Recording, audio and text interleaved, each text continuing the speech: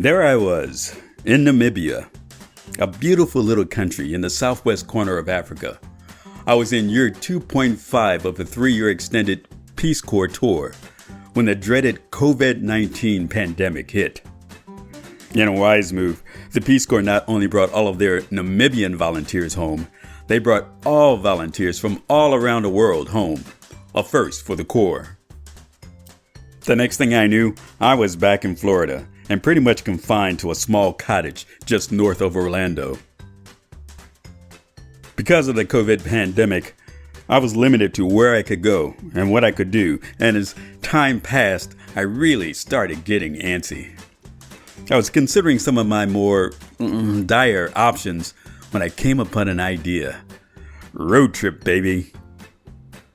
I figured I would offer to do some interviews of some teachers in Buffalo, New York, to create a video for a nonprofit organization called Educators of America, manned by Mike and Brett. It took them a while to mull over my proposal, but luckily for me, Mike and Brett agreed. So I got myself tested for COVID-19, negative of course. I gassed up, loaded up, said goodbye to my local friends. Bye, girls. And I hit the road. First stop, Washington, D.C., and a visit to my good friend and Peace Corps group mate, Steph. Unfortunately, I only had a few hours to hang with Steph, but we did get a chance to go to the U.S. Supreme Court building and view the memorial for Justice Ginsburg. It was a very moving experience.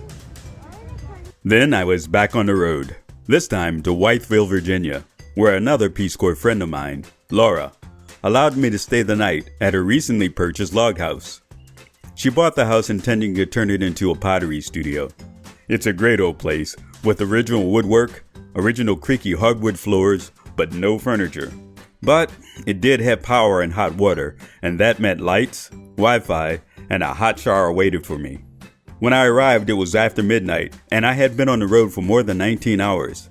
I got out my sleeping bag, air mattress, took that hot shower, and got some much-needed sleep. Then, onward to Buffalo. When I arrived in the Lake Erie region, I was surprised to find acres upon acres of vineyards, and I knew I had to try some of these local wines before leaving. I had an Airbnb waiting for me when I arrived in Buffalo, but it wasn't the best accommodations. Even so, the area where it was located turned out to be a hidden gem. More on that later. The next day I hooked up with Mike and Brett, and we started doing the interviews. After several days, we were done, and the interviews turned out great. My Airbnb was in the Black Rock area of Buffalo, which in passing doesn't look like much. But I did a little exploring and found a great walking trail that led to Delaware Park, a stunning expanse of green space designed by Frederick Olsted, the guy who designed New York City's famous Central Park. Delaware Park is surrounded by museums, and I enjoyed several mornings walking its trails while sipping a hot brew from a local coffee shop. Buffalo is in the midst of a renaissance. You can still find hulking shells of factories, remnants of heavy industry that was the heart of the region's economy in the past. Now the city is a high-tech mecca, and it's still a draw for tourists destined for Niagara Falls and other locations. I got to meet Brett's folks and friends, and they treated me like family. They turned out to be big cornhole fans too. I never knew that tossing a beanbag at a hole could be so much fun. It was a great way to end my stay in Buffalo. My friend and group mate, Mary, invited me to visit her in Boston. So, I headed east to Massachusetts. I drove through mountains that were literally bursting with fall colors. I got to Boston later than I wanted, but Mary and Allie, another Peace Corps group mate and friend, welcomed me anyway with dinner and an evening stroll. The next day, Mary took me into Boston's Beacon Hill area for a nice walking tour. We strolled past gorgeous brownstones. We meandered through the public gardens. We even drove past the famous Cheers bar. You can't help but love Boston.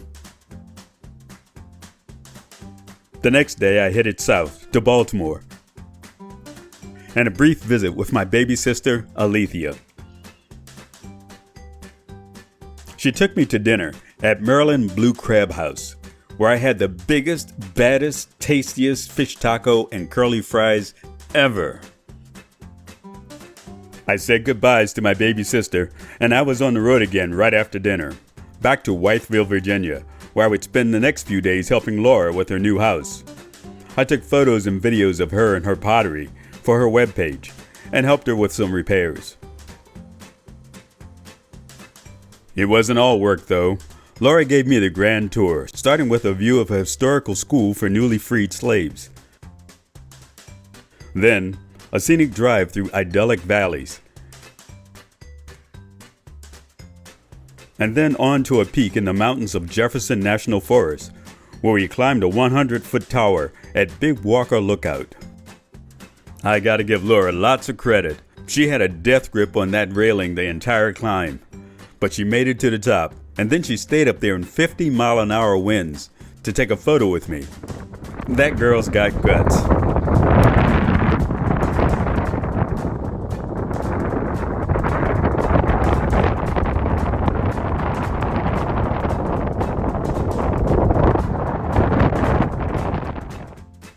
Laura wasn't done with me yet. She needed to pick up a car in Virginia Beach, and that was kinda on my way, so I agreed to take her. We got there in time enough to take a really nice stroll along the boardwalk. Then we said our goodbyes and I headed south. After a 13-hour drive, I was finally back in Orlando. I'm back. This road trip only whetted my appetite. I want some more.